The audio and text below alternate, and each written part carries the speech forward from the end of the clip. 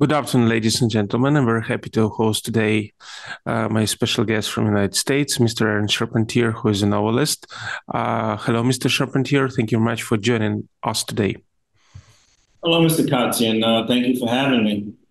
Okay, Mr. Charpentier, we had numerous interviews during the last 2 years since Russia started its full-scale invasion uh, to Ukrainian territory, to Ukraine overall. So we continue our discussions regarding this important topic. So what is your assessment about what is going on now in Ukraine, and especially what is more interesting for Ukrainian audience, what is your assessment of the role of Western governments, so Western politicians regarding this war?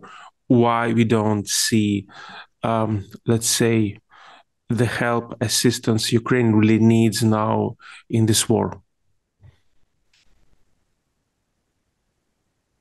Well, I think that the EU has stepped up, and so has stepped up to the plate, and so has Britain recently. Recently they pledged, economic and military support to Ukraine, and right now I think, at least in America, the problem is it's an internal problem. In America, we say all politics are local, right?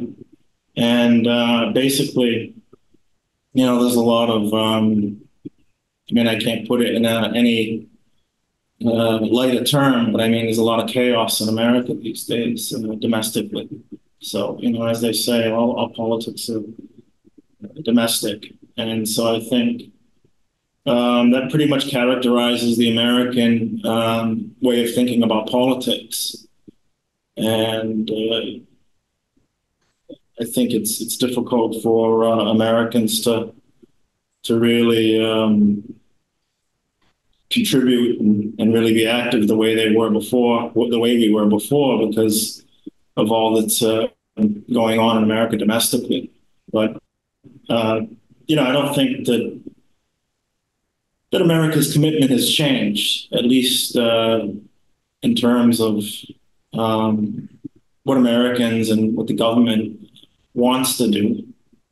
I just think that there are a lot of domestic issues that need to be taken care of first. So I don't look at the lack of American support as anything. It's not. I wouldn't say that it's foreign policy. I just think it's a temporary. I think there's just a delay in support. I guess that's the best term to use for the current um, situation in terms of American support to Ukraine. Well, to be honest with you, I think that you slightly try to advocate the Western politicians now, because personally, I don't think that what is we now see in Ukraine in terms of Western support as a result of chaos or as a result of weak politicians who are chairman now in, let's say, in Western capitals.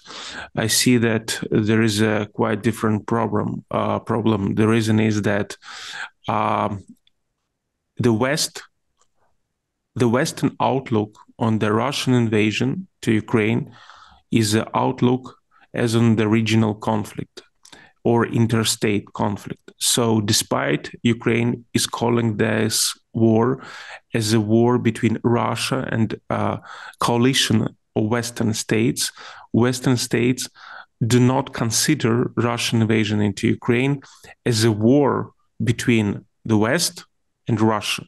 And this is a problem, because if Western allies consider this war as their war, then we would see Western soldiers here in Ukraine. We would see much more support from the Western allies than we see now. So, just summing up, unfortunately, Western allies do not consider this war as their war. Well, I disagree. I mean, just because there aren't boots on the ground, it doesn't mean that NATO isn't fighting at least a proxy war against Russia. So I don't think that you necessarily have to have boots on the ground to be actively participating in this conflict. And not only is the West participating I mean, I could write a paper on all that the West has done to be involved in this war. And I mean, from providing weapons to other technologies and to just providing. Did you want to to providing? Go ahead. Did you want to say something? Okay. Mr. Charpentier, just wait a second. You know that U.S. and Britain struck Yemen in reprisal for Houthi attacks on shipping. You know about this. So what we saw a collaborative action on the point on behalf of Britain and United States in terms of fighting people who attacks international ships and who prevent international shipping. So it was a quite effective, pro-effective action. Unfortunately, we don't see the direct involvement of United States or Britain here in Russian-Ukrainian war on behalf of Ukraine. So we don't see that, for instance, NATO try to shield Ukrainian cities from Russian missiles. We don't see even how NATO or Western allies react when these missiles they get to, for instance, Romanian territory or Polish territory. So what we see that NATO is trying to avoid the direct conflict with Russia and try to ignore the violation of Russia, not only international law, but actually the law of borders of the member states of NATO. So this is a sign of weakness because Western allies understands that they easily can attack Yemen because Yemen cannot attack US and Britain. And these, Houthi, they can't attack US and Britain. But unfortunately, US, Britain, and other Western allies, they are afraid of Russian reaction. Unfortunately, sorry to speak straight with you. Well, Russia has nuclear bombs. I think you can't really compare the two wars. And you're right to say that they in the Middle East they can't attack Britain. It's true. But I mean, the only forces in the Middle East that has a nuclear bomb is Israel. So I mean,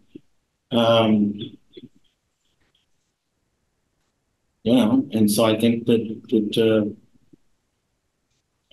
the West isn't afraid to intervene more in the Middle East because there aren't any bombs in Palestine or any other parts of the Middle East. Mm-hmm. Okay. I saw on your webpage on Facebook, I saw on your Facebook that you recently posted the speech which was given by Mr. Karl von Habsburg, who is an offspring of royal Habsburg family, and he belongs to royal Habsburg family, and he cheers royal Habsburg family, and he's a very important political figure in Austria in terms of he's not directly involved in Austrian politics because it's forbidden, but because Austrian society is very traditional society, his opinion, his role is very important from the moral standpoint. I think you agree with me. And in this statement, Mr. Habsburg, he appeals to international law. He appeals to let's say, he appeals to the fact that now we see the coalition between Russian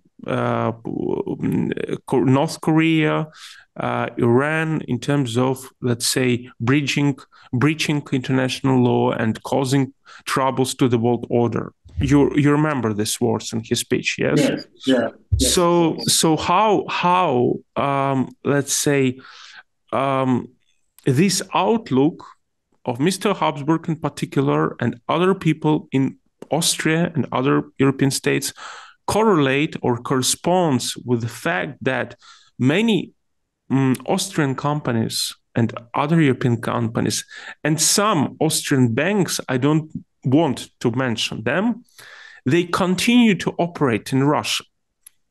So for me, it looks like a double standard situation appeal from, let's say, different European public figures.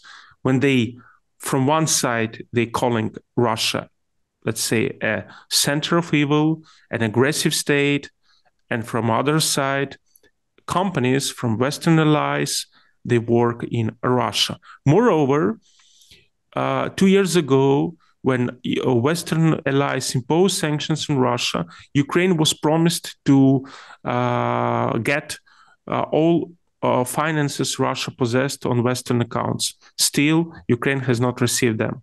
Ukraine was promised that Western sanctions will be effective and they will ruin Russian economy. Russian economy actually now is progressing 3% GDP for the last year. So we don't see in reality an effective policy of Western allies in terms of tackling Russian aggression towards Ukraine. So how can you assess, let's say, such statements which was made by Mr. Habsburg and other politicians who use very strong words in connection to Russia, but unfortunately we really in Ukraine see the lack of actions from the point of Europeans? First of all, I'd like to say it was a wonderful speech. Karl von Habsburg is a really great speaker, and I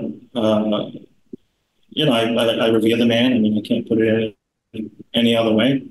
And as you know, I'm a member of the Pan Europa organization, and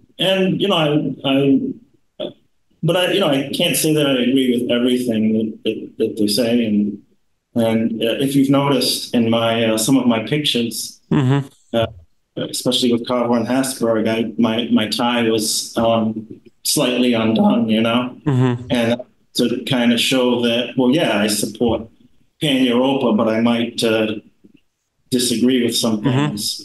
And I partially agree with the statement that he made, but I partly believe that you can't put China in that category with Russia, because we're not in a proxy war with Russia. I mean with China, not yet. And I think that companies in Austria need to not do business at all with. Are we still connected with China? And I mean with Russia. I'm sorry, but I think that we still need to be economically. We need to have some economic ties to China, because in the future we may need leverage against China. And the only leverage that we're going to have, as far as Russia, the situation is extremely different. We need to cut them off. We need to cut them off at the knees, and I think that, and we need to not do any. No Western businesses should be doing business with Russia right now. But what did you want to say? Yeah, but again, I totally agree with you. But what we see now in reality, for instance, Russia is continuing to ship its oil and gas to European market. Moreover, these cap prices which were imposed on Russian oil actually is not observed, and Russia sells its oil to, let's say, different Western states on market price. So Russia earns money for its budget, and then this money goes to, let's say, missiles which kills Ukrainians in Ukraine. And to be honest with you, I can't, let's say, I can't even imagine that during the Second World War, when Britain and the United States were fighting the Nazi Germany, at the same time, Britain and the United States would trade with Nazi Germany. This is totally impossible, because Nazi Germany was considered as an enemy for these states. And for Britain and for the United States, it was crucially important that Soviet Union beat on the Eastern Front Nazi Germany, so to allow Westerns to beat Germany from the Western Front. So we saw, despite the fact that Soviet Union was quite different system from Britain and the United States, and they had quarrels, even though they knew that they have to tackle the Nazi Germany. Unfortunately, despite the rhetoric which we hear about Russia from different European politicians, Western politicians, US politicians, that Russia is, the center of evil, that we now in the Third World War, we don't see the same attitude and we saw during the Second World War. Diplomats continue to come to Russia, business continue to come to Russia. So everything is basically more or less the same as it used to be before the full-scale invasion. So just why I'm telling you this, because I try to reflect what Ukrainians feel. I think the EU, and I think that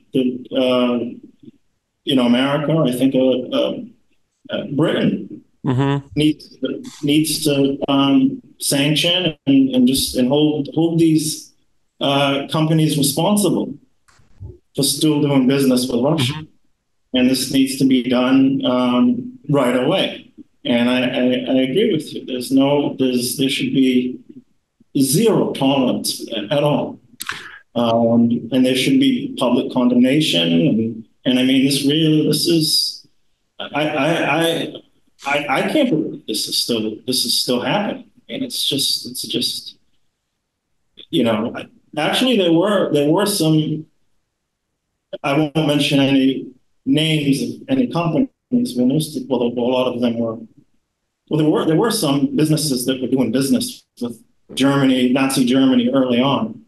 By the way, and even today, a lot of these companies weren't held responsible. That's another discussion. But no, I do think that these companies need to be held. They need to be held responsible. I mean, there's just absolutely no. I don't know why nothing is being done about this.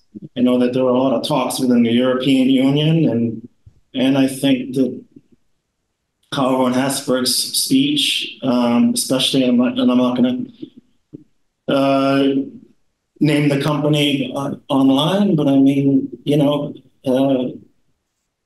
I think that he was right to hold these companies responsible that are still doing business with Russia. And I think that, coming from such a strong voice such as Karl von Habsburg, I think that will have some impact, but I think but I also think that more people in politics, especially politics and politicians in power, need to say and do more. Okay, Mr. Charpentier, the last thing I would like you to address is basically this nice talks which we hear from different politicians, different experts, and used to hear in Ukraine about European family or family of European peoples. Yeah. So, as you remember, Ukraine is now heading towards European integration, towards integration to European Union, which I quite support. I think that Ukraine has to be a member of European Union and NATO. Because Ukraine sacrificed a lot for this choice, really sacrificed a lot for this choice. But again, coming back to the statement about European family, that we all live in European family. I mean, people on the European continent, So it's quite strange, because I can't imagine, for instance, if your relative, your brother, your sister, for instance, you would see that someone tried to beat your brother, that you won't, let's say, come to the fight on behalf of your brother, if you're a family, if you're a true family. So it's quite interesting when we see how Russians kill Ukrainians, and at the same time, we don't see Europeans coming to Ukraine to fight for Ukrainians' dignity, to fight for Ukrainians' life, and help to fight Russian aggression and liberate Ukrainian territories from the force.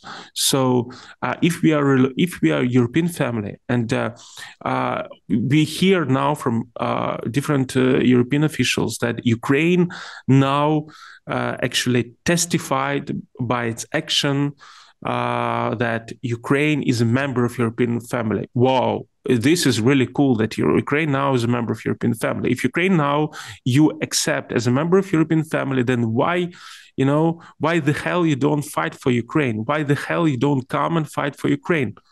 We don't need moral support. We need military support, and we need, the European armies coming to Ukraine and fight Russian. Yes, it can cause them troubles, but if we are a family, then we have to accept these risks.